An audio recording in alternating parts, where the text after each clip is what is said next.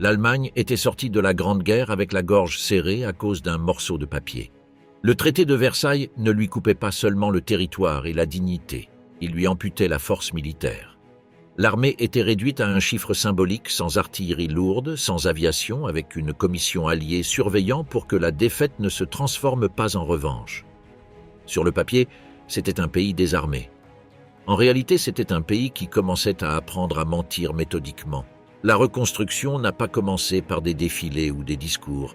Elle a commencé par des bureaux, pas des ministères de la guerre, mais des services civils qui sonnaient comme de l'ingénierie, des travaux, de la reconstruction. La clé n'était pas de fabriquer une nouvelle armée aux yeux du monde, mais de conserver le savoir, le personnel, les plans, la capacité de produire à nouveau. Un réseau a été créé, fonctionnant comme un deuxième système nerveux, discret, compartimenté, plein d'euphémismes. Le militaire s'écrivait « technique ». L'artillerie se cachait derrière des noms ambigus. Les registres étaient remplis de mots gris pour que personne ne puisse signaler une violation directe. Les usines ont également appris à se déguiser. Là où l'on fabriquait auparavant des canons, on produisait soudain des biens civils. Non pas parce que le pays avait renoncé à l'acier et à la poudre, mais parce qu'il avait compris que l'inspection alliée regardait les étiquettes, pas les intentions. La production pouvait être divisée en pièces détachées. Une usine fabriquait des composants, une autre assemblait, une autre stockait loin des routes évidentes. Ainsi, si un inspecteur apparaissait, chaque lieu pouvait prétendre ignorer la destination finale. La responsabilité était fragmentée pour que la trace se perde. La formation suivait la même logique. L'uniforme disparaissait, mais l'apprentissage restait. Académies techniques, cours industriels, clubs de jeunesse, des espaces qui semblaient innocents et qui, pourtant, servaient à maintenir une culture de formation militaire. Des officiers retraités enseignaient la mécanique, les communications, la navigation, la chimie appliquée. À première vue, ils étaient techniques. En pratique, ils constituaient une réserve de cadres pour le jour où le masque tomberait. Et pendant que tout cela se passait à l'intérieur, vers l'extérieur, l'Allemagne avait besoin d'oxygène diplomatique. C'est là qu'intervient la deuxième voie du plan, l'érosion lente du contrôle international. La surveillance alliée ne se démontait pas d'un coup de porte.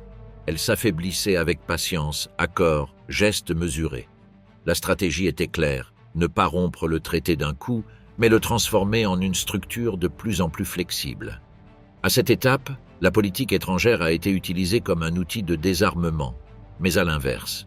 Non pour réduire les capacités, mais pour lever les obstacles.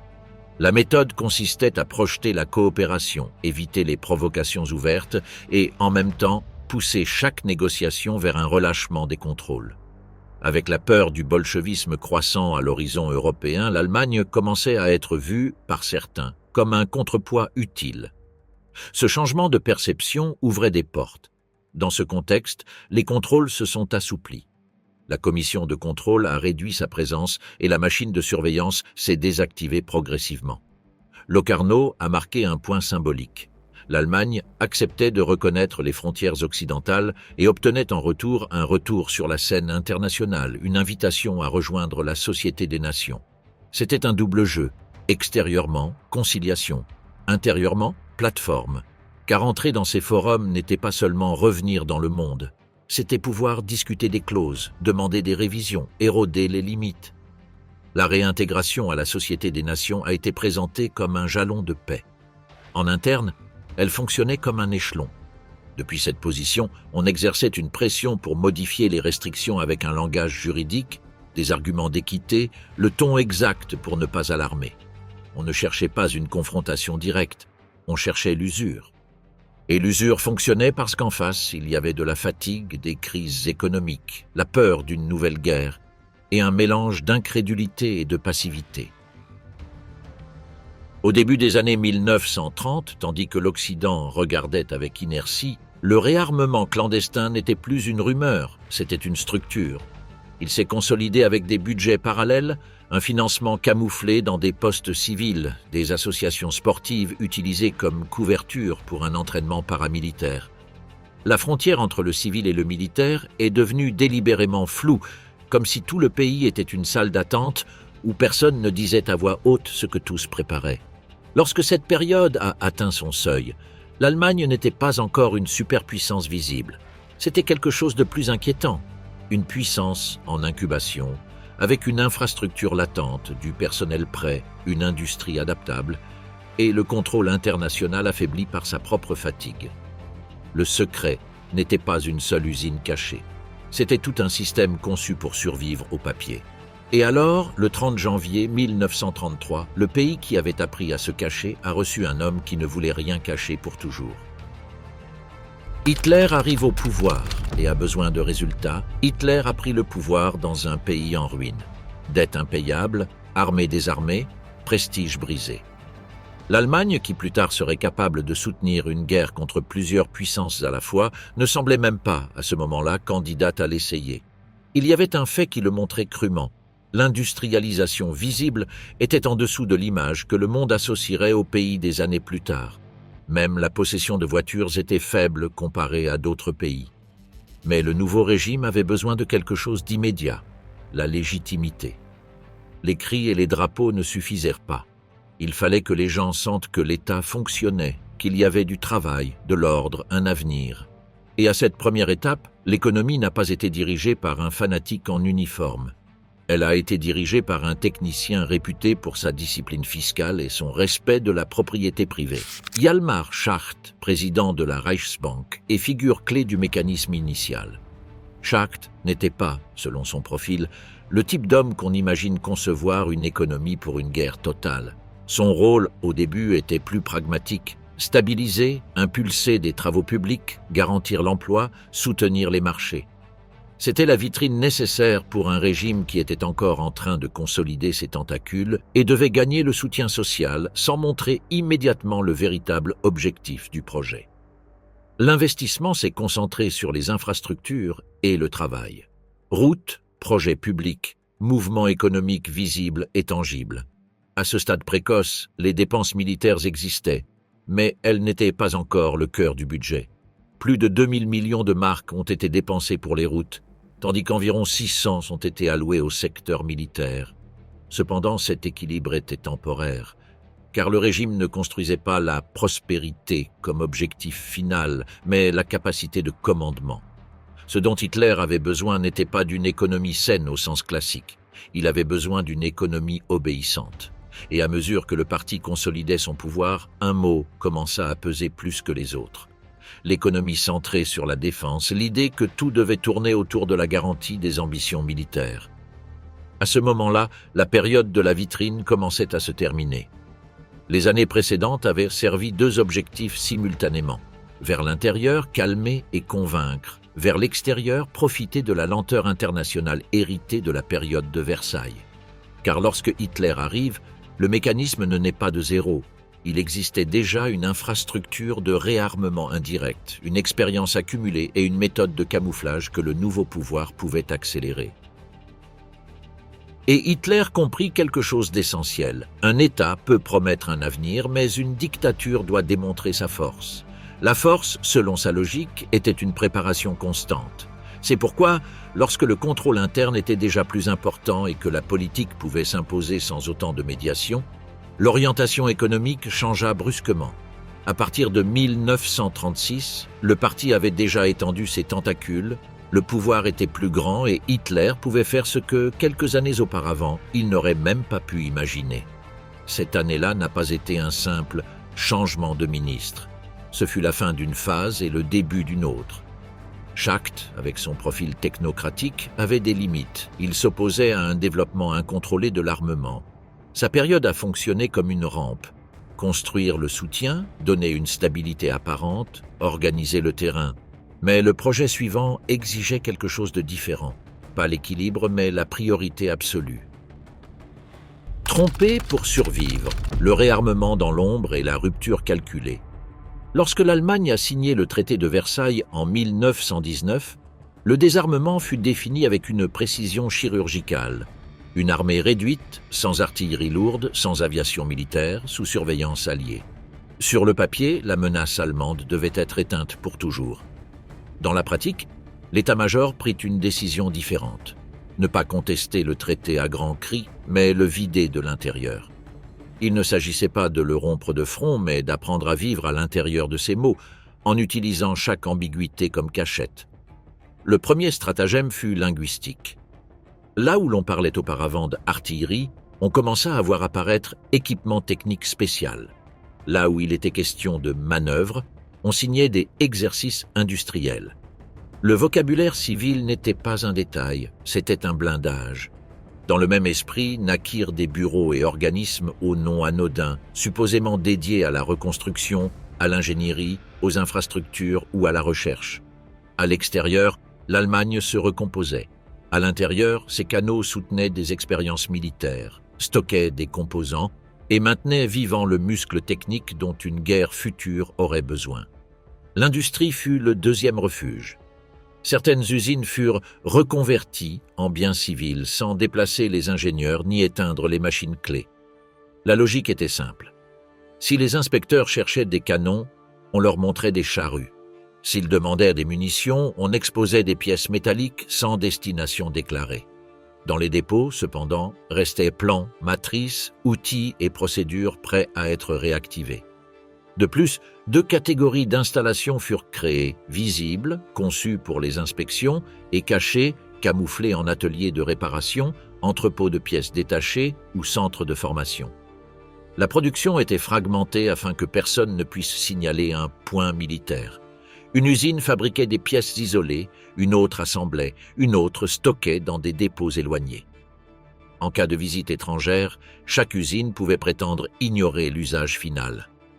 La logistique apprit également à mentir. Sous prétexte de maintenir le système ferroviaire opérationnel, des mouvements spéciaux de charges techniques étaient réservés. Des wagons fermés circulaient vers des dépôts discrets, gérés par des unités civiles du ministère des Travaux publics. La documentation accompagnait ce théâtre. Codes alternatifs pour comptabiliser le matériel, itinéraires différents sur les cartes internes, registres rédigés de manière à ce qu'un audit ne découvre que la normalité. Un canon pouvait être un instrument de pression de précision, un dépôt de munitions, un entrepôt d'éléments compactés. Le secret ne dépendait pas de murs épais, mais d'une comptabilité capable de nier sa propre signification. La formation du personnel suivait la même chorégraphie. Des officiers retraités dirigeaient des cours de mécanique, de chimie des explosifs ou de navigation aérienne. Les élèves ne portaient pas d'uniforme. Ils étaient techniciens. Mais le contenu incluait balistique appliquée, communication codée, déploiement rapide. L'aviation, officiellement interdite, se maintenait par une porte latérale, le vol récréatif et les planeurs. On entraînait le corps et l'instinct sans déclarer de force aérienne. D'anciens pilotes militaires enseignaient les manœuvres avec le même soin qu'un chirurgien utilise ses instruments sous une lumière tamisée. Tout devait sembler autre chose. À cette clandestinité s'ajoutèrent des réseaux sociaux et politiques. Associations patriotiques, sociétés de vétérans et consortiums industriels agissaient comme intermédiaires. Ils finançaient, déplaçaient des pièces, recrutaient de jeunes cadres. Ce n'était pas exactement une armée parallèle, mais une extension camouflée de la précédente, un système de continuité sans drapeau. Et lorsque le contrôle externe se resserrait, l'Allemagne répondait par une méthode encore plus subtile, faire sortir la technologie du pays. Les liens avec des entreprises de Suède, de Suisse ou des Pays-Bas permettaient d'envoyer plans, brevets et prototypes hors de portée des inspections. Ainsi, lorsque le moment viendrait, il ne faudrait pas inventer de zéro. L'innovation serait archivée et mise à l'abri. Dans ce contexte, apparut une seconde voie de réarmement, moins industrielle et plus diplomatique, Gustav Stresemann. Sa méthode ne consistait pas à forcer les portes, mais à desserrer les charnières. Il projeta la coopération, accepta publiquement des limites et travailla simultanément à désactiver le dispositif de surveillance pas à pas. Locarno, en 1925, fut clé. L'Allemagne reconnaissait les frontières occidentales et gagnait ainsi de l'ère politique. En 1926, l'entrée dans la Société des Nations offrit une plateforme. De l'intérieur, Berlin pouvait faire pression pour l'équité, demander des ajustements, éroder les restrictions comme si elles étaient des clauses négociables plutôt que des barreaux. La commission de contrôle commença à réduire sa présence. Les contrôles ne s'effondrèrent pas par une explosion. Ils s'usaient comme le métal sous friction. Alors que la diplomatie ouvrait un espace, la planification militaire devenait plus sophistiquée. Entre 1930 et 1933, le haut commandement intensifia son réarmement secret dans un contexte de passivité occidentale. L'évasion fonctionnait à deux niveaux. D'une part, des subterfuges administratifs pour esquiver les inspections. D'autre part, le camouflage social, clubs sportifs, associations de tir, gymnastique, entraînement physique. On pratiquait le combat sous une esthétique civile. La frontière entre civils et militaires devenait volontairement floue. Ces espaces formaient la jeunesse et des réserves humaines prêtes à s'intégrer lorsque l'État l'exigerait. L'argent apprit aussi à se cacher. Avec des tensions permanentes entre besoins militaires et limites fiscales, apparurent des budgets parallèles, des postes déguisés sous des concepts civils, des mécanismes comptables opaques. Le réarmement devait croître sans provoquer de réaction, et la comptabilité faisait partie de l'armement. À l'étranger, le Royaume-Uni et la France détectaient des signaux, mais réagissaient avec tiédeur. Rapports minimisés, priorités internes, pesant plus qu'une menace diffuse. L'incrédulité, la fatigue et la crainte de nouvelles tensions laissèrent une marge. Berlin comprit le signe. Il pouvait avancer. En 1933, avec Hitler au pouvoir, le système de dissimulation cessa d'être seulement une tactique et devint doctrine d'État. La clandestinité avait déjà construit la base. Infrastructures, ingénieurs, itinéraires, codes, personnel formé. Désormais, un ordre suffisait pour sortir de l'ombre. Le régime conserva l'existant et l'étendit. Les usines autrefois camouflées purent opérer avec plus de liberté. Les entreprises liées à l'armement reprirent des contrats publics. Les officiers ayant vécu dans le monde ambigu de l'évasion devinrent instructeurs d'une nouvelle armée. Parallèlement, la propagande installa un récit de droit à la défense, et les diplomates niaient les violations avec des documents soigneusement rédigés. La croissance de l'armée cessa d'être dissimulée. Les académies rouvrirent, les cours s'accélérèrent, et la structure administrative se centralisa pour coordonner formation, logistique, production et doctrine dans un plan général. L'aviation reçut la priorité. Des modèles présentés comme civils étaient repensés pour un usage militaire. Les pistes s'allongeaient. Des centres d'essai à accès restreint furent créés. L'artillerie lourde revint sous forme de projets contrôlés. Plans récupérés, nouveaux prototypes, délais réduits. Tout devait s'insérer dans un engrenage plus vaste. En 1935 eut lieu l'étape décisive, rétablissement du service militaire obligatoire et proclamation d'une nouvelle force armée, la Wehrmacht. Ce n'était plus un ajustement ni une exception. C'était un fait irréversible, présenté comme symbole national. Peu après, la Luftwaffe fut officialisée, ayant respiré pendant des années sous couverture civile. Parallèlement, la marine réactiva les chantiers navals et conçut des unités dépassant les limites de tonnage, testées dans des installations protégées, intégrant destroyers et sous-marins à autonomie accrue. La rupture avec Versailles n'était pas vraiment un saut, c'était un escalier construit pendant des années, marche par marche, mesurant la réaction de Londres et de Paris. Lorsque ces réactions ne dépassèrent pas des communiqués, Berlin comprit que le terrain était libre. Vers 1936, le changement était déjà irréversible. Ce qui avait été une machine latente devint une structure officielle à pleine capacité, avec budget, uniforme, cérémonie et production coordonnée, marquant le rythme d'un pays qui ne prétendait plus être désarmé. Le plan quinquennal transformait l'économie en armes. En 1936, le régime cessa d'agir comme un gouvernement qui administrait un pays et commença à se comporter comme un quartier général qui gérait les ressources. Ce ne fut pas un changement progressif, mais un renversement des priorités. Le vocabulaire économique commença à tourner autour d'une seule idée, l'économie centrée sur la défense. Et avec ce concept, il fut justifié que tout soit subordonné à la préparation de la guerre. En surface, l'Allemagne semblait toujours être une nation en voie de rétablissement. À l'intérieur, l'État commençait à fonctionner comme un dispositif de mobilisation permanente. Cette transition avait un visage, Hermann Göring. Là où Schacht avait travaillé avec une logique technocratique et de vitrine, Göring intervint avec un objectif unique, préparer le pays au conflit, même si cela impliquait de déformer complètement le fonctionnement normal de l'économie. Son outil fut le plan quinquennal, une feuille de route conçue pour armer l'Allemagne jusqu'aux dents, en réorganisant la production et en allouant les ressources comme si le pays était déjà en guerre, avant même de tirer le moindre coup de feu. Ce plan partait d'un choix explicite. Si le régime devait choisir entre le bien-être et la capacité militaire, la réponse était déjà prise. Armes, armes et encore des armes. La défense s'installa comme priorité numéro 1 et cette priorité ne se manifesta pas seulement dans les discours, mais dans des décisions tangibles affectant la vie quotidienne. Une des mesures les plus révélatrices fut l'effondrement délibéré de la production automobile. Elle diminua de plus de 85% en seulement 3 ans. Ce n'était pas un accident industriel. C'était une coupe planifiée pour libérer des matériaux, des lignes d'assemblage et de la main-d'œuvre pouvant être réorientée vers l'armement. Mais le virage ne pouvait se maintenir uniquement par des coupes. Pour produire plus d'armes, l'État devait capter des ressources internes sans que la population puisse résister. Et là apparut un mécanisme clé, limiter la consommation afin que l'argent reste immobilisé. Le régime alla jusqu'à concevoir un système de cartes de rationnement, non seulement pour gérer la nourriture ou les biens de première nécessité, mais pour empêcher les citoyens de dépenser.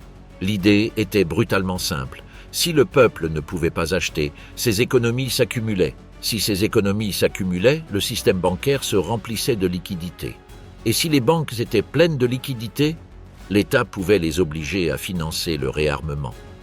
Les chiffres montraient cet effet crûment. Les dépôts bancaires augmentèrent de manière spectaculaire, passant de 2 000 millions de marks en 1938 à 12 400 millions en seulement 3 ans. En d'autres termes, les comptes allemands débordaient, non pas parce que les gens vivaient mieux, mais parce que le gouvernement limitait les dépenses. Cet argent immobile se transforma en carburant fiscal et financier. Le régime exerça une pression pour que les banques prêtent à l'État, et l'État utilisa ce crédit pour continuer à étendre les usines militaires, les contrats et les livraisons, dans un circuit où l'épargne privée se transformait en canons, munitions et blindages. Parallèlement, la pression fiscale augmenta comme une deuxième pince. Il ne suffisait pas d'immobiliser la consommation. Il fallait extraire des revenus directement. Il y eut des hausses d'impôts et une augmentation croissante du poids de l'État sur les revenus personnels. Même en tenant compte de l'inflation, vers 1943, les Allemands donnaient 75% de plus de leurs revenus à l'État qu'en 1938. Et bien que ce chiffre appartienne à une période ultérieure, l'important est la tendance. Depuis le tournant de 1936, l'État progressait vers un modèle où le citoyen cessait d'être un consommateur et devenait une ressource financière. Le réarmement monta également à des niveaux qui reconfigurèrent tout le budget national. Les dépenses militaires passèrent d'une fraction relativement faible à occuper le centre du système. Les archives de l'époque montrent un bond de 3% du PIB consacré au secteur militaire à des chiffres supérieurs à 50%, voire davantage si l'on considère les revenus indirects. Ce n'était pas un programme de défense au sein de l'économie, c'était une économie entière tournée vers la guerre, où la normalité civile se réduisait au strict nécessaire pour soutenir la production et le contrôle social. Cependant, à mesure que l'argent circulait, le régime se heurtait à une limite plus dure que n'importe quel budget, la nature.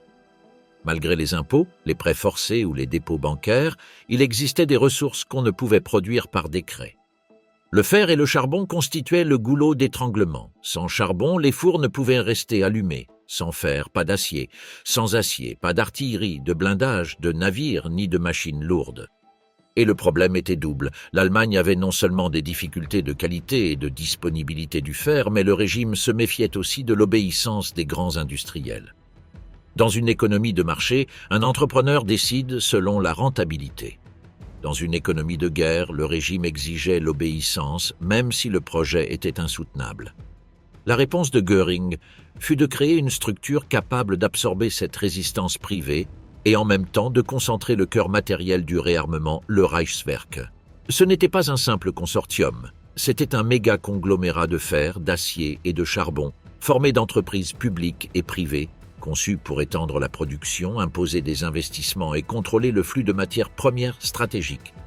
Pour certains entrepreneurs, c'était une promesse d'affaires garantie. L'État investirait, achèterait, soutiendrait. Pour d'autres, c'était une menace. Cela signifiait concurrence déloyale, perte de contrôle et obligation d'investir dans des projets pouvant échouer mais imposés par le régime.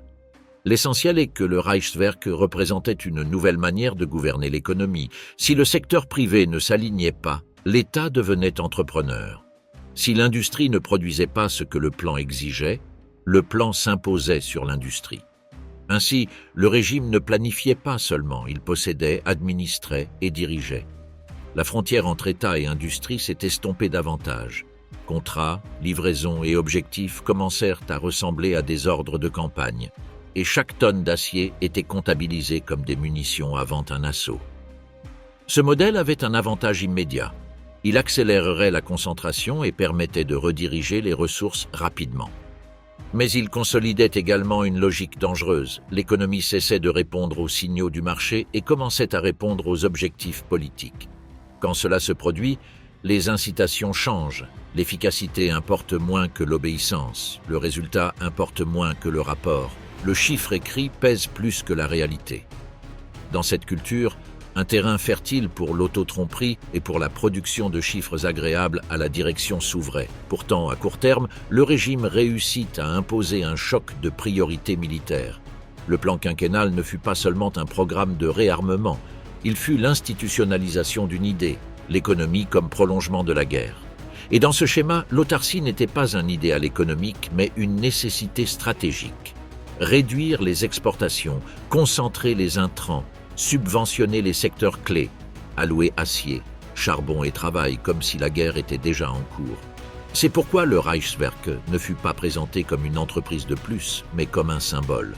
La volonté du régime de contrôler le sous-sol, le fer, l'acier, l'énergie, et de les transformer en une seule entité, un bras industriel de l'État. Göring fit le dernier pas avec un geste résumant toute la philosophie de ces années. Il nationalisa le sol allemand et transforma le pays en une gigantesque mine de fer. L'échec du plan parfait. Le plan quadriennal se présentait comme une recette directe. En peu de temps, l'Allemagne devait être prête à soutenir une guerre moderne sans dépendre de personne. C'était la promesse. Armement, carburant, acier, avions, fortifications, tout en marche, comme si le pays pouvait se fabriquer lui-même une supériorité inévitable. Mais lorsqu'on regardait sous la propagande, apparaissait le problème central. Une économie peut être forcée, mais elle ne peut pas réinventer à partir de rien les matières premières qu'elle ne possède pas, ni multiplier magiquement la coordination industrielle lorsque l'État la remplace par des ordres, la peur et des chiffres maquillés. La préparation commença à montrer une contradiction chronique. Le régime voulait tout faire en même temps. Il voulait des chars et, en même temps, il voulait des véhicules pour le peuple. Il voulait des ouvrages, des fortifications, l'expansion de la Luftwaffe, la réorganisation de l'armée. Et en plus, il voulait que la population ne ressente pas le choc trop douloureusement. Dans un pays aux ressources limitées, cela signifiait concurrencer pour les mêmes intrants, acier, charbon, caoutchouc, carburant, main-d'œuvre qualifiée. Ce qui était attribué à un domaine manquait dans un autre, et cette lutte ne se résolvait pas par l'efficacité économique, mais par la volonté du leader. C'est là qu'apparut un trait typique des dictatures. La chaîne de décision devenait si verticale que tout ajustement réel finissait par être bloqué. Dès 1936, l'allocation du matériel le plus important, l'acier, fut soumise à un contrôle de plus en plus personnaliste. Ce n'était pas un comité technique équilibrant les priorités. C'était un système où le « oui » définitif dépendait de l'approbation explicite d'Hitler. Cela produisait un effet immédiat. Personne ne voulait lui contredire, personne ne voulait présenter de mauvaises nouvelles, personne ne voulait signer des réductions qui pourraient être interprétées comme une faiblesse. Le résultat n'était pas une planification stricte, mais une planification paralysée, soutenue par des rapports optimistes. La production commença alors à stagner à l'endroit le moins visible, mais le plus décisif, les goulets d'étranglement.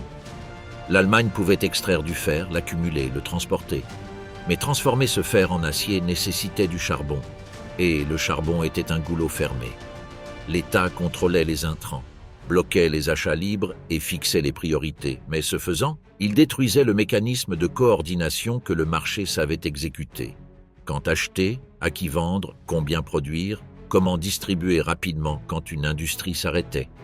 En l'absence de marché, les usines perdirent un langage commun. Apparurent alors des scènes qui, dans un régime qui se disait efficace, frôlaient l'absurde. Des entreprises avec des montagnes de fer incapables de le transformer en acier faute de charbon et sans possibilité de s'en procurer elles-mêmes car le charbon était aux mains de l'État. Ce type d'effondrement administratif avait une caractéristique constante. Il n'apparaissait pas dans les discours. On le voyait dans les ateliers, sur les chaînes de production arrêtées, dans le gaspillage d'heures et d'équipements. Une économie militarisée ne se casse pas seulement par manque d'argent, elle se casse lorsque les matériaux sont dans le pays, mais pas au bon endroit, au bon moment, avec la bonne énergie.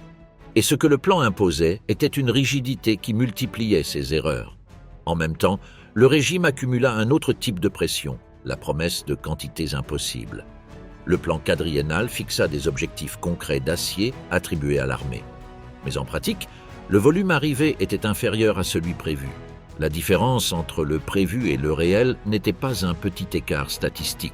C'était un écart systématique, répété, qui révélait que le plan ne maîtrisait pas l'économie comme il prétendait le faire. C'était plutôt le contraire.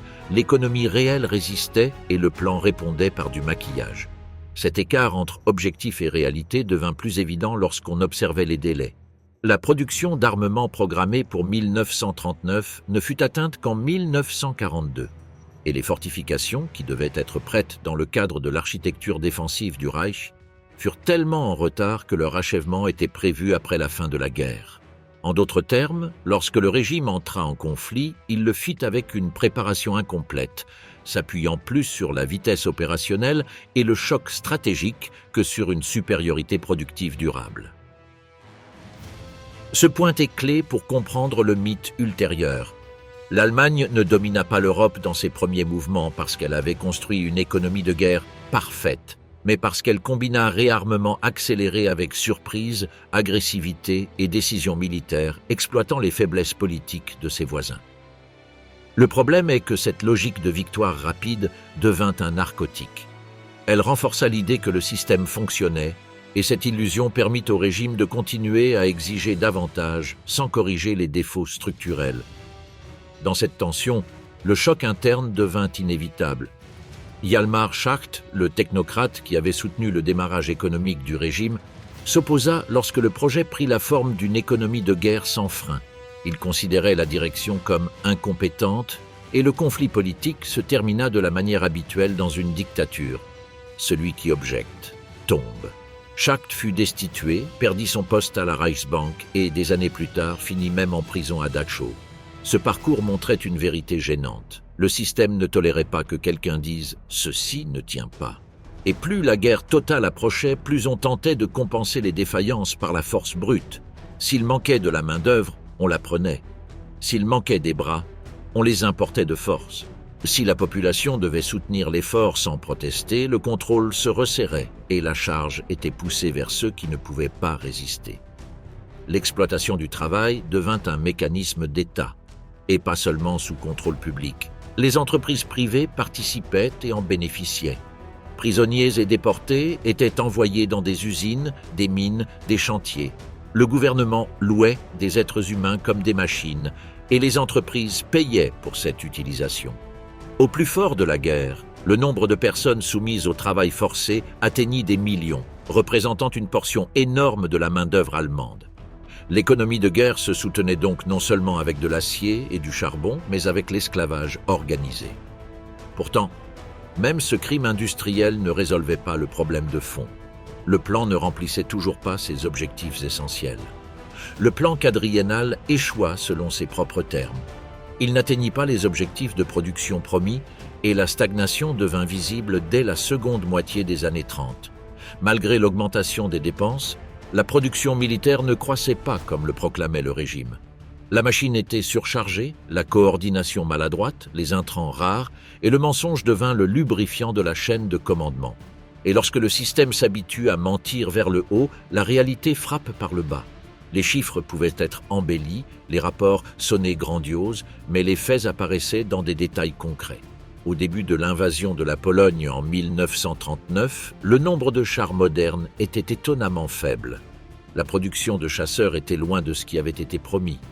et le calendrier que le régime avait écrit pour sa superpuissance reculait comme une dette que personne ne voulait reconnaître. L'économie du Reich, à ce moment-là, était déjà une machine tendue à l'extrême, disciplinée en apparence mais maladroite à l'intérieur, puissante en propagande mais vulnérable en ressources, capable d'imposer des souffrances massives mais incapable de réaliser ses propres plans sans retard gigantesque. Dans ce scénario, le régime chercha une issue typique, ne pas corriger le système mais trouver quelqu'un qui pourrait le faire fonctionner mieux sans remettre en question sa logique. Et c'est là, la guerre ayant déjà commencé et le chaos productif accumulé, que commença à émerger l'homme qui serait plus tard présenté comme le père du miracle de l'armement, Albert Speer. Le miracle de Speer est l'économie qui ne suffisait plus. Lorsque la guerre s'est prolongée, ce qui avait commencé comme un projet de mobilisation planifié s'est transformé en une course désespérée pour maintenir le front. L'image que le régime avait vendue pendant des années s'est heurtée à la réalité physique. Il manquait de matériaux, il manquait de carburant, il manquait de coordination et surtout, il manquait de temps. Et pourtant, l'État nazi insistait sur le même slogan. Plus d'armes, plus d'avions, plus de blindés, à n'importe quel prix. Ce prix n'était plus une métaphore. Pour soutenir la machine, le régime avait fermé des vannes de consommation interne, imposé des limites et conçu un pays où le citoyen ordinaire ne dépensait pas, car en pratique, on ne le lui permettait pas. Les comptes bancaires augmentaient, non pas par prospérité, mais à cause du rationnement. Et l'État y trouvait un levier financier utile pour continuer à pousser la production militaire. Parallèlement, la pression fiscale se renforçait et l'ensemble de l'économie se réorganisait comme s'il n'y avait qu'un seul client, la guerre. Ce qui n'était pas nécessaire était sacrifié sans remords. Les lignes civiles étaient réduites, les projets incompatibles annulés, les quotas d'acier redirigés d'un secteur à l'autre, et l'appareil de planification devenait plus rigide et de plus en plus dépendant des décisions personnelles. Dans cette rigidité se cachait une contradiction. Le régime demandait des résultats impossibles et punissait les mauvaises nouvelles. Dans une telle dictature, les chiffres doivent être exacts. Personne ne voulait être le fonctionnaire qui expliquerait au chef que son objectif était irréalisable. Et lorsque la réalité résistait, le plan n'était pas corrigé, le rapport était maquillé, on promettait ce qui ne pouvait être livré et on repoussait le problème. Sur le papier, tout semblait progresser. Dans la logistique, des goulots d'étranglement s'accumulaient. Le fer pouvait exister, mais il manquait de charbon pour le transformer. L'usine pouvait avoir des commandes, mais pas de matières premières. L'atelier pouvait avoir de la main-d'œuvre, mais pas de pièces standards. Le marché avait été étouffé, et ce qui restait était un labyrinthe administratif où chaque bureau défendait sa part et sa survie. Ce contexte explique pourquoi, lorsque le régime avait besoin d'un visage pour l'efficacité, il trouva Albert Speer. L'histoire populaire le présente comme le grand organisateur, le technocrate qui a sauvé la production allemande par la rationalité, la discipline et la méthode. La propagande l'a façonné comme l'homme qui ferait plus avec moins, justement au moment où le pays commençait à constater que la guerre n'était plus une succession de victoires rapides, mais une érosion constante. Speer est entré avec une recette claire: concentrer les décisions, réduire la dispersion, imposer un commandement unique là où il y avait auparavant des bureaucraties et des rivalités. Plutôt que de permettre à des centaines d'usines de produire la même chose selon des standards différents, il paria sur la fermeture des unités peu productives, la concentration de l'efficace et la simplification des modèles. Ce n'était pas une idée romantique ou géniale. C'était le type de rationalisation qui apparaît lorsque le système ne peut pas soutenir sa propre complexité. Moins de variantes, moins de types, moins de pièces différentes, plus de répétitions, plus de chaînes, plus de production en série. Et dans cette simplification, le régime commença à afficher des chiffres qui, du moins en apparence, augmentaient fortement. Plus d'avions par mois, moins d'heures par unité, plus de sorties de matériel militaire. Mais le problème n'était pas seulement combien sortait de l'usine, mais comment on faisait pour que cela sorte. La production a augmenté, oui, mais pas grâce à un miracle qui aurait surmonté les limitations matérielles. Elle a augmenté parce que le régime continuait à détourner des ressources d'autres secteurs qui n'apparaissaient pas dans le rapport triomphal. Parce que le pillage des territoires occupés apportait du charbon, de l'acier et des capacités industrielles. Parce que des quotas étaient réorganisés depuis le sommet et parce que le coût humain se multipliait. Il ne s'agissait pas d'efficacité pure, c'était une priorité absolue, appliquée avec brutalité. La main-d'œuvre en est l'exemple le plus clair. L'État ne réorganisait pas seulement les travailleurs allemands vers des secteurs militaires. Il exploitait également l'élément le plus sombre du système, l'esclavage industriel. Les Juifs, prisonniers de guerre et déportés, étaient intégrés comme main-d'œuvre sans droit, sans salaire réel, sans possibilité de sortie. Et pas seulement dans les installations publiques. Des entreprises privées participaient au mécanisme, recevant des prisonniers loués par le gouvernement comme s'ils étaient des intrants de production. Au sommet de 1944, le nombre de travailleurs forcés dépassait plusieurs millions et représentait une énorme fraction de la main-d'œuvre en Allemagne. Cette réalité n'était pas un excès marginal. Elle faisait partie de l'architecture de l'effort de guerre. La propagande, cependant, préférait un autre récit. Speer servait à raconter une histoire réconfortante. Si nous serrons un peu plus, si nous nous organisons mieux, si nous travaillons avec discipline, nous gagnerons. Ce récit correspondait au moment psychologique du régime. Il fallait convaincre la population que le sacrifice avait encore un sens. Il fallait aussi expliquer pourquoi, malgré la prétendue grandeur industrielle allemande, il devenait de plus en plus difficile de soutenir la guerre. C'est pourquoi le soi-disant miracle de l'armement avait un piège. Les données existaient, mais elles reposaient sur des comparaisons commodes et sur une sélection de ce qui était comptabilisé. La production de munitions ou de certains modèles augmentait, mais au prix d'enfoncer d'autres secteurs. Le volume augmentait, mais pas nécessairement la productivité réelle de l'ensemble. Les chaînes s'accéléraient, mais la qualité se perdait. La pression pour produire plus d'unités entraînait la simplification des conceptions, la standardisation par nécessité et le report de l'innovation. Car innover exige du temps, des tests, des changements de ligne et un investissement à risque. Le régime préférait répéter et pousser, même si cela dégradait le résultat final. La dégradation se voyait dans le matériel envoyé au combat. Ce qui avait été à la pointe pouvait devenir, sous une production précipitée et sans marge d'amélioration, fragile, dangereux pour son propre équipage ou incapable de suivre le rythme de la guerre moderne. À cela s'ajoutait un autre coût que toute réorganisation ne pouvait gérer depuis un bureau, les bombardements alliés. Au moment où l'appareil allemand semblait trouver un moyen de se concentrer et de produire en série, le ciel l'obligeait à se disperser à nouveau. L'industrie se fragmentait pour survivre. Les usines étaient déplacées, les ateliers improvisés se multipliaient, l'efficacité logistique se perdait et de nouvelles frictions apparaissaient. Le système tentait de devenir plus moderne, mais la guerre le poussait vers une production de plus en plus défensive, dispersée et précaire.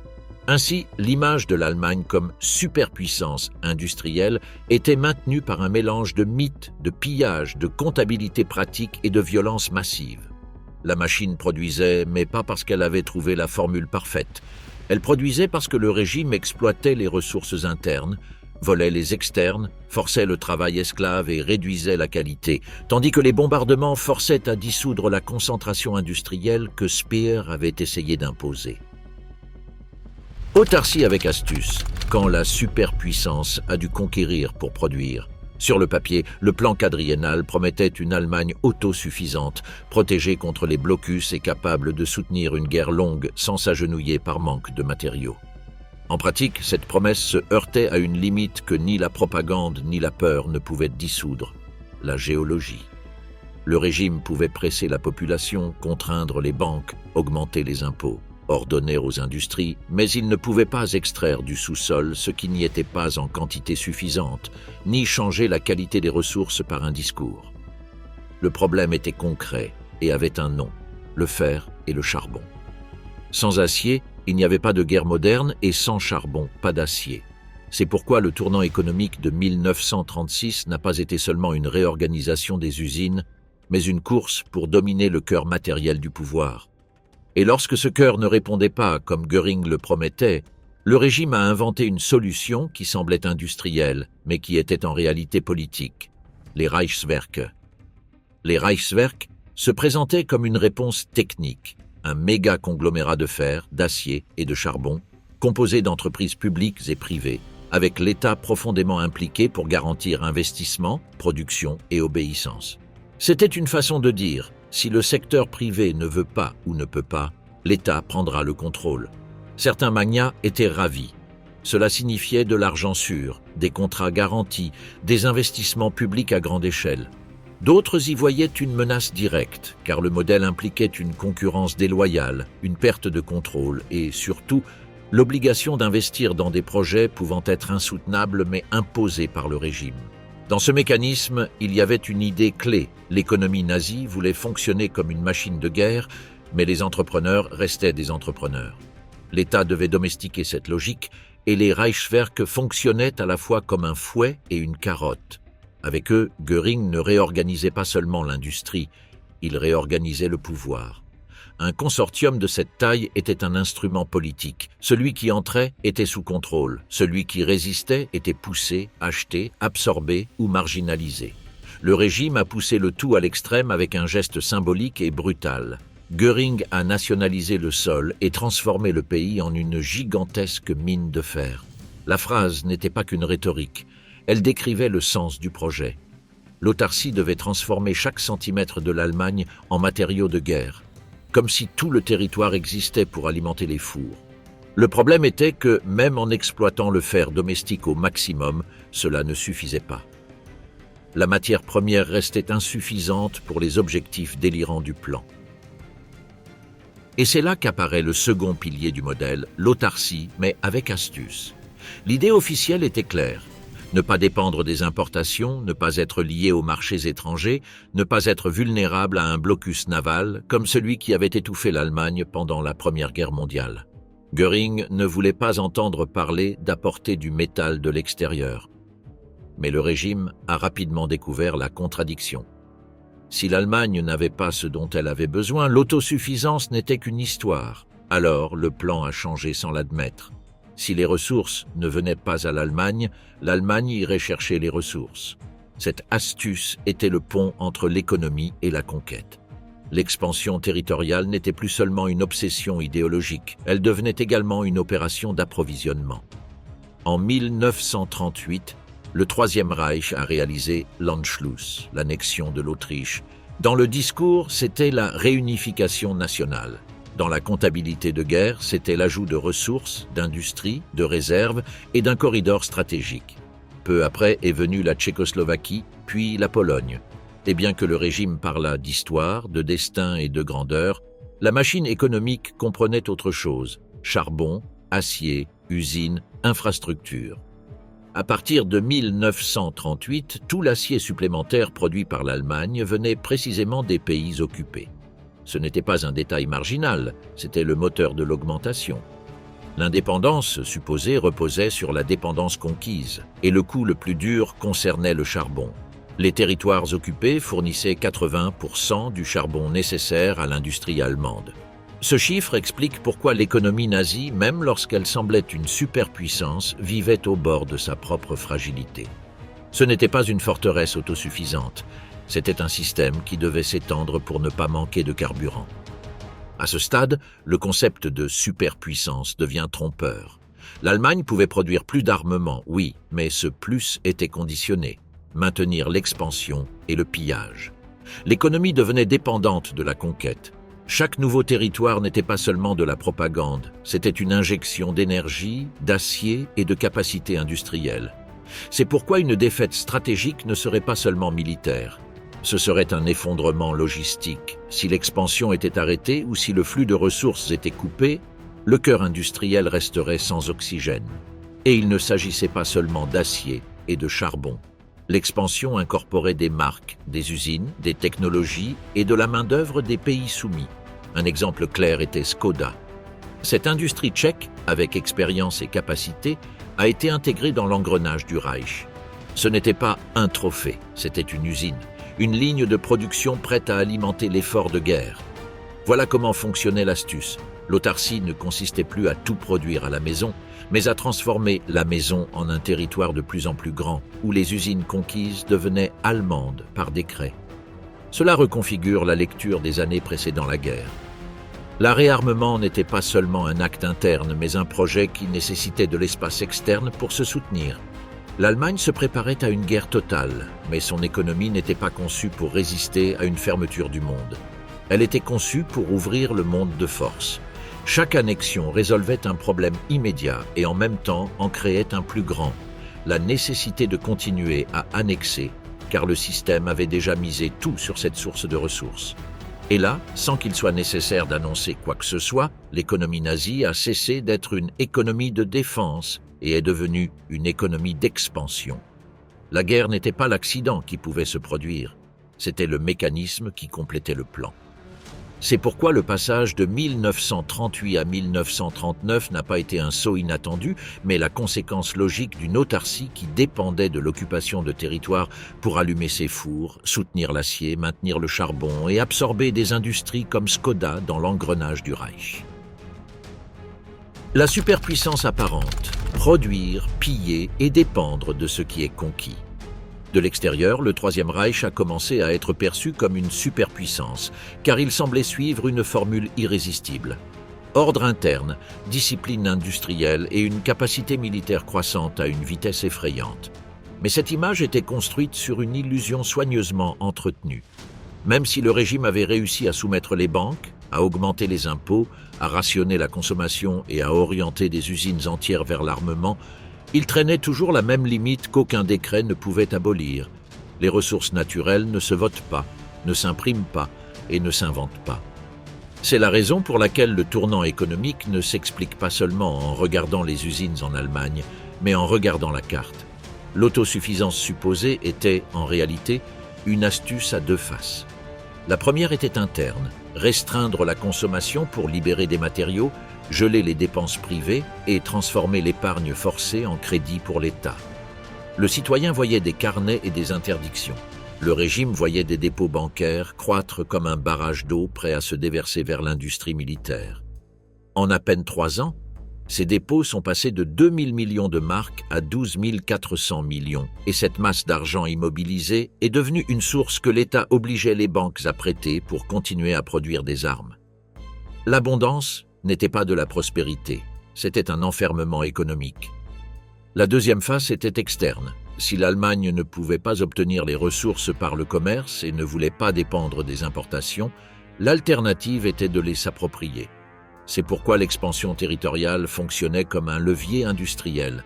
L'annexion de l'Autriche, le démantèlement de la Tchécoslovaquie, l'invasion de la Pologne, tout cela avait un discours idéologique, mais il avait aussi une traduction immédiate en charbon, fer, usines, infrastructures et capacité de production incorporée par la force.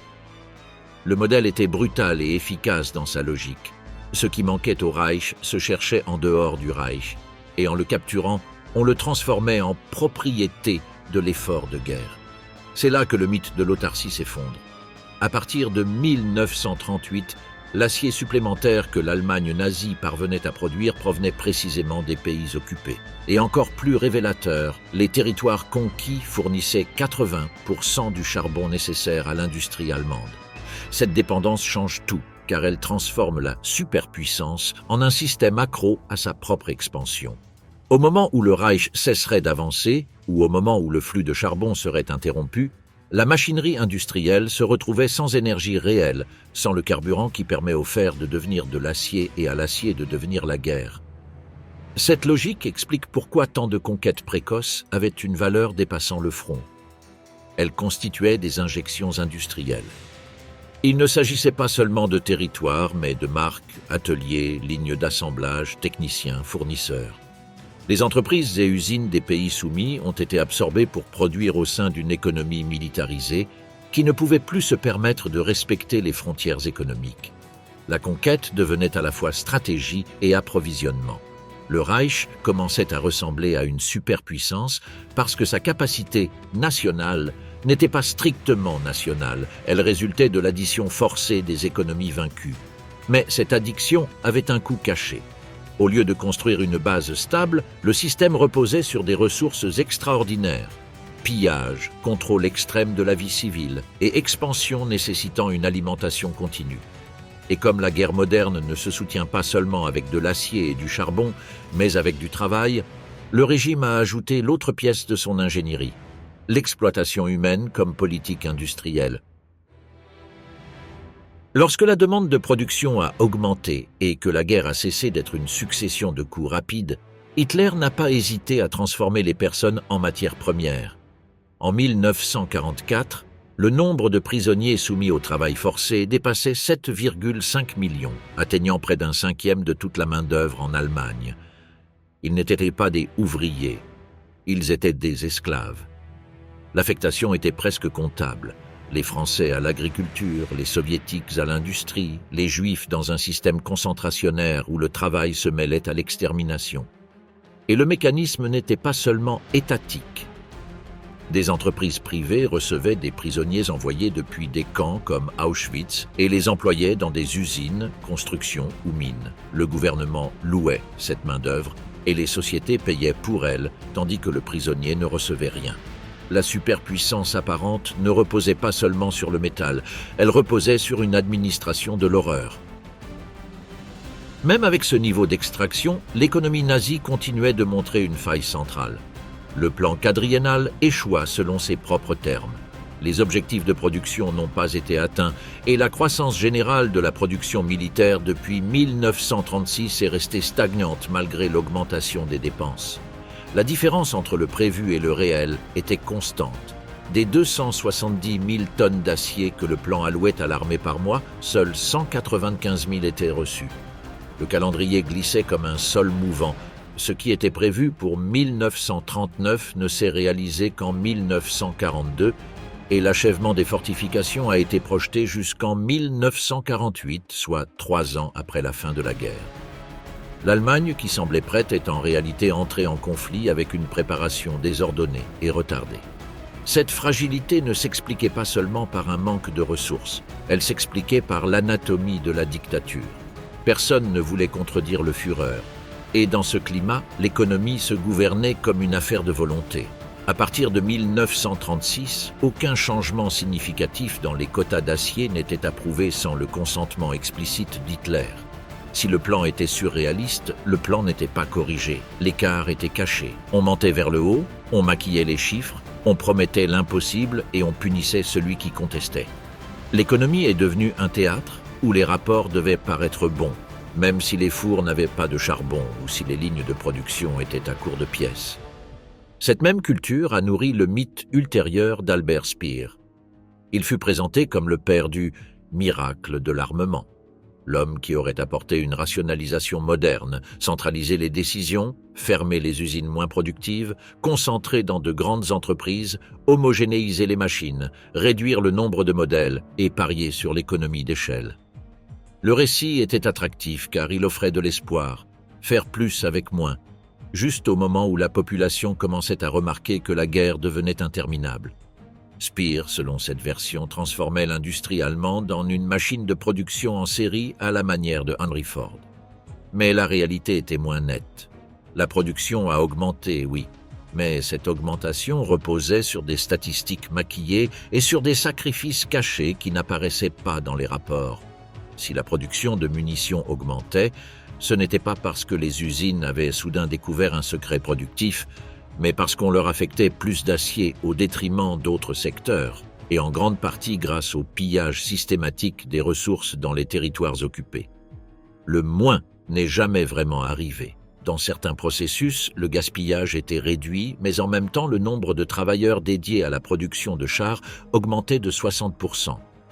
Autrement dit, on poussait avec plus de personnel, plus d'intrants et plus d'extraction, pas avec une efficacité miraculeuse née de rien. À mesure que la guerre s'allongeait, le portrait de l'Allemagne comme superpuissance commençait à montrer des fissures qu'on ne pouvait plus combler seulement par des défilés.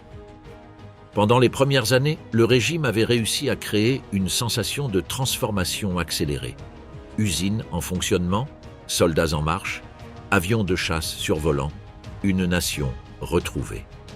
Cette mise en scène était réelle dans sa forme, mais incomplète dans son fond.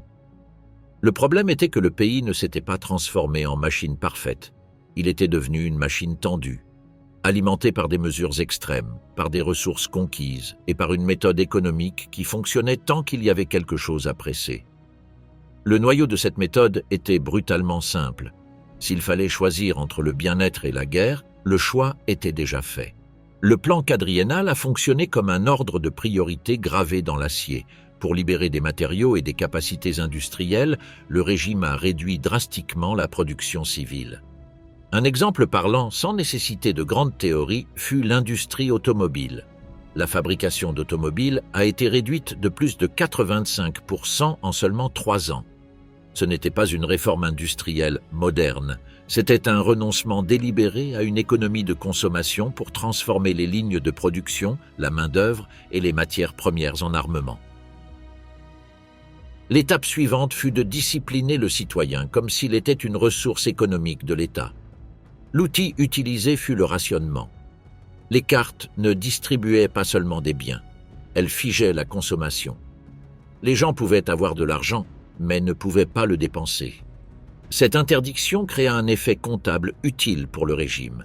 Les dépôts bancaires gonflèrent massivement, passant de 2000 millions de marks en 1938 à 12 400 millions en seulement 3 ans.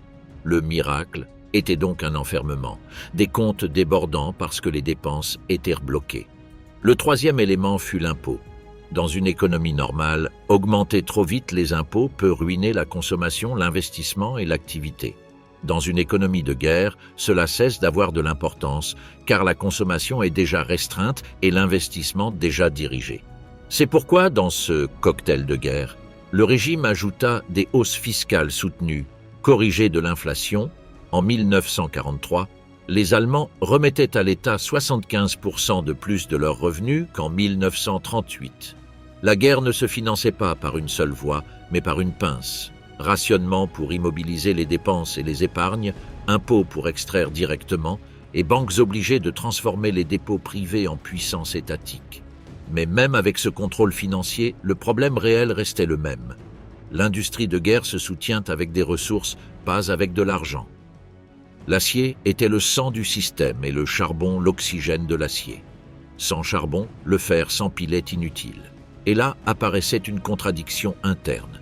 L'État avait réduit le marché au minimum, et sans marché, les usines perdaient un mode efficace de coordination. Le résultat, en pratique, fut une économie dite planifiée, mais qui se bloquait d'elle-même.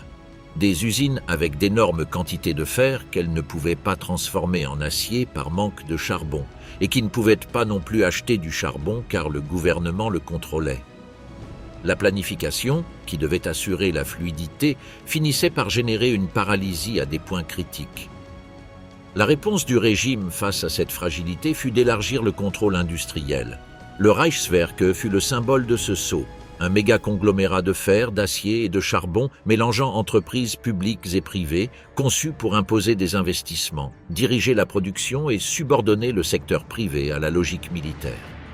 Göring porta cette logique à l'extrême par un geste de puissance. Il nationalisa le sol de l'Allemagne et transforma le pays en une gigantesque mine de fer. Ce n'était pas une figure poétique, c'était l'image d'un État qui voulait extraire du territoire tout ce qu'il pouvait pour maintenir les fours allumés et les contrats militaires actifs. Cependant, le paradoxe ne disparaissait pas. Le régime pouvait serrer à l'intérieur, mais à l'extérieur, il avait encore besoin de ressources. Et ce besoin rendit l'économie nazie dépendante de l'expansion. L'autarcie n'était pas une autosuffisance réelle, c'était une dépendance au territoire conquis. Même sous cet effort extrême, le plan quadriennal n'atteignit pas ses objectifs de production. Des 270 000 tonnes d'acier que le plan attribuait à l'armée chaque mois, seulement 195 000 étaient reçues. Ce qui était programmé pour 1939 ne fut accompli qu'en 1942 et l'achèvement des fortifications était prévu pour 1948. La propagande disait « prêt », mais la comptabilité réelle disait « en retard ». Cette différence entre les objectifs et la réalité n'était pas un accident technique, c'était une conséquence du système politique. Dans une dictature, l'information se déforme parce que personne ne veut contredire le chef. Dans ce cas, à partir de 1936, aucun changement significatif des quotas d'acier n'était approuvé sans le consentement explicite de Hitler. Si les objectifs étaient absurdes, peu osaient les contester. Quand quelqu'un le fit, le système l'expulsait. Schacht, le technocrate qui avait dirigé le démarrage économique du régime, s'opposa fermement au virage vers une économie de guerre dirigée par Göring. Il fut destitué, perdit son poste à la Reichsbank et fut envoyé à Dachau en 1944. Le message était sans équivoque, l'économie n'était pas un débat technique, c'était l'obéissance. Et quand l'obéissance ne suffisait pas à produire des ressources, le régime faisait appel au dernier intrant qu'il pouvait toujours prendre, les êtres humains. Au pic de la guerre, en 1944, le nombre de prisonniers en travaux forcés dépassa 7,5 millions, près d'un cinquième de toute la main-d'œuvre allemande. La répartition était fonctionnelle. Français à l'agriculture, soviétiques à l'industrie, juifs à un système de travail concentrationnaire. Le mécanisme était en outre rentable pour l'État et les entreprises privées. Les prisonniers de camp comme Auschwitz étaient envoyés dans les usines, la construction et les mines. Le gouvernement les louait comme esclaves et les sociétés privées payaient un prix dont le prisonnier ne recevait pas rien. L'effort de guerre ne se soutenait donc pas seulement avec de l'acier et du charbon, mais avec l'administration de l'esclavage. Pourtant, même avec le rationnement, les impôts, les banques forcées, le contrôle étatique des industries, les annexions et le travail esclave, le système se heurta encore à sa limite. Le miracle de l'armement, qui fut vendu plus tard, était en grande partie de la propagande. La production explosait dans certains secteurs, mais au prix de la simplification et du sacrifice de l'innovation, ce qui dégradait la qualité. Les avions qui avaient été à la pointe au début finirent par devenir des machines dangereuses, et même les modèles les plus avancés conservaient des défauts liés à cette logique de produire beaucoup et vite. La devise « faire plus avec moins » servait à maintenir la population mobilisée quand l'économie n'en pouvait plus et que les gens commençaient à le remarquer. À partir de 1943, les bombardements alliés obligèrent l'industrie nazie à se disperser à nouveau. Ce que Speer avait tenté de concentrer pour gagner en vitesse et en échelle dut être fragmenté pour survivre. Ateliers improvisés, usines déplacées en périphérie, production cachée sous terre, lignes de montage scindées en dizaines de pièces afin qu'une seule bombe ne puisse tout éteindre. Et chacune de ces solutions avait son propre coût. Plus de transport, plus de pannes, plus de retard, plus de pertes de contrôle réel. L'économie, qui se vantait d'être une machine parfaite, commença à agir comme un corps blessé, le sang coulant par trop de plaies ouvertes en même temps. Cette dispersion n'affecta pas seulement l'industrie. Elle frappa la logistique, la maintenance, la formation et le remplacement. Un char n'était pas seulement un char, c'était de l'acier, des munitions, du carburant, des pièces de rechange, des camions pour le transporter, des ouvriers pour le réparer et une chaîne de fournisseurs qui devait fonctionner comme une horloge. Dans les premières années, l'Allemagne avait misé sur des coups rapides et des campagnes courtes, car son système économique rendait mieux sous le rythme de l'offensive que sous le poids d'une guerre prolongée. Mais lorsque le front s'étendit, lorsque le carburant devint de l'or et que chaque tonne de charbon devait rivaliser avec l'hiver, le système commença à révéler ce qu'il était. Un projet qui semblait invincible lorsqu'il avançait, mais qui s'affaiblissait dans le même acte de se maintenir. Ainsi, le cercle se ferma. La superpuissance ne fut pas construite comme une modernisation stable, mais comme une conversion forcée. Rationnement pour immobiliser la consommation, épargne privée transformée en crédit obligatoire, impôts croissants, contrôle de l'acier, et une industrie soumise à des objectifs politiques plutôt qu'aux réalités techniques. Lorsque cela ne suffit pas, le régime étendit la frontière du pillage, annexa des territoires pour obtenir charbon et acier, absorba des usines étrangères pour produire comme si elles étaient les siennes et transforma des millions de personnes en main-d'œuvre esclave pour combler des lacunes que le système ne pouvait combler autrement. Et à la fin, ce fut le piège ultime du projet. L'Allemagne ne se préparait pas à être une puissance stable, mais à être une puissance en guerre permanente. Quand cette guerre cessa d'obéir à ses plans, la superpuissance révéla sa vérité. Ce n'était pas un sommet économique solide, mais une construction extrême élevée par le contrôle, la dépendance et la destruction.